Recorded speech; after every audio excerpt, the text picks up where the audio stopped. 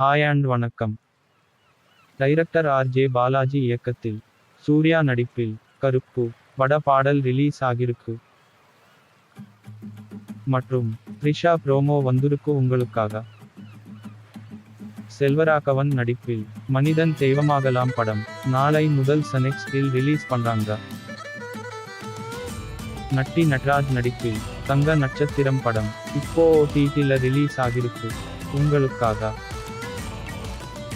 Director Sasi இயக்கத்தில் 100 சாமி பட பாடல் ப்ரோமோ வந்துருக்கு. முழு பாடல் நாளைக்கு ரிலீஸ் பண்றாங்க.